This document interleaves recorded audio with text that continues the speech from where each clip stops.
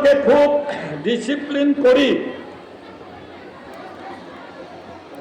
যিসকলে পাবলগীয়া উপযুক্ত মানুহ কৈছে নতুনকে কেইবাটাও পাবলগীয়া ব্যক্তিৰ তালিকা মুখ্যমন্ত্ৰী ডাঙৰীয়াই কৈছে সেইকেইজন প্ৰায়বিলাকেই বিভিন্ন ক্ৰিটিকেল বেমাৰত ভুগি থকা ব্যক্তি সেইটো স্পেচিয়েল বিষয় যে ডাক্তৰে আইডেন্টিফাই কৰি দিয়া হ'ব লাগিব তেনেকুৱা সকলকো ইয়াত দিবলৈ কৈছে এতিয়া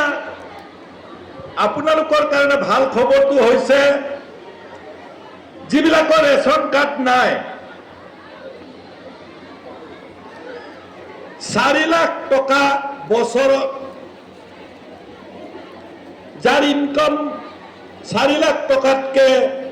কম তাৰ মানে মাহেকত তাই 32,000 বহুত মানুহৰ আমাৰ 32,000 টকা মাহেকত ইনকাম নহয় সেই সকলো প্ৰায় 30,000তকৈ অধিক ইনকাম কৰা মাহেকত ব্যক্তিও ৰেচন কাৰ্ড আপোনালোকে এতিয়া পাব ইতিমধ্যে বহুতৰে ৰেচন কাৰ্ড আছে আৰু বহুতৰে নাই এই ৰেচন কাৰ্ডবিলাক আপোনালোকে আজিৰ পৰা প্ৰক্ৰিয়াটো আৰম্ভ কৰিলে যথা সময়ত বহুতে এপ্লাই কৰিছে হাজাৰ হাজাৰ এপ্লিকাণ্ট ইতিমধ্যে আছে আমি জানো আৰু তথাপি যিবিলাকে বাদ পৰিছে সেইবিলাকে ৰেচন কাৰ্ড ল'ব লাগিব মুখ্যমন্ত্ৰী ডাঙৰীয়াই এটা কথা ক'লে আপোনালোকৰ কাণত সোমাইছে নে নাই নাজানো অৰুণোদয় প্ৰথম আৰু অৰুণোদয় দ্বিতীয় বিশেষকৈ অৰুণোদয় প্ৰথম যথেষ্ট খেলিমেলি হৈছিল প্ৰথম দিছিল কোনোবা চাকৰি পোৱাৰ ঘৰত লৈছিলে মুখ্যমন্ত্ৰী ডাঙৰীয়াই কৈছে কৰবাত এঘৰতে 2-3জনে লৈছিলে বহুত ধনী মানুহে লৈছিলে অৰুণোদয় প্ৰথমত বেছি খেলিমেলি হৈছিল গতিকে এইবাৰ যাতে খেলিমেলি নহয় তাৰ কাৰণে অৰুণোদয় 1 আৰু অৰুণোদয় 2 পাই থকাবিলাককো এপ্লিকেশ্যন দিবলৈ দিছে থৰো এটা চেকআপ হ'ব পোৱাৰ উপযুক্ত হয় নে নহয় গতিকে মই ভাবো যে আপোনালোকে নিজে উপযুক্ত হয় নে নহয় আপোনালোকে নিজেই গম পায় ইয়াত এটা কথা পোনপটীয়াকৈ উল্লেখ কৰিছে মুখ্যমন্ত্ৰী ডাঙৰীয়াই যিখন SOP গোটেই অসম জুৰি তেখেতে দিছে আগতে মাত্ৰ থেলাছেমিয়া আছিলে এতিয়া হিমোফিলিয়া সিলেব্ৰেল কুষ্ঠ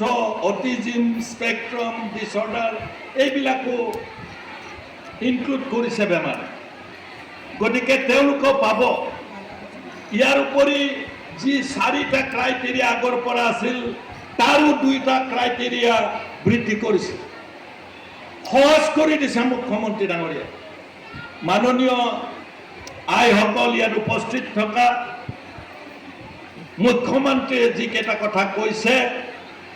সেইকেইটা কথা তেওঁ দিয়া SOPৰ পৰা কৈছে চৰকাৰে দিয়া SOPৰ পৰা কৈছে আমি তাৰ পৰা অলপো ইফাল সিফাল হ'ব নোৱাৰো আজি আপোনালোকে এটা বস্তু বুজি পাইছে মই লাষ্টত এক লাইন কৈছো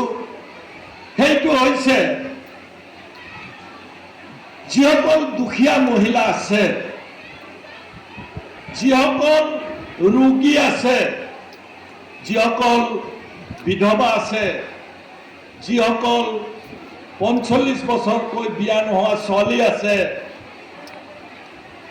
এই আটাইবিলাককে যিমানত পাৰি ৰাজনীতি নকৰি পোনপটীয়াকৈ দুখীয়া মহিলাসকলক সহায় কৰিব খুজিছে আৰু এই সহায়টো আপোনালোকে ঠিকমতে গ্ৰহণ কৰক মই দীঘলীয়া নকৰো মোৰো গৰম লাগিছে আপোনালোকৰো গৰম লাগিছে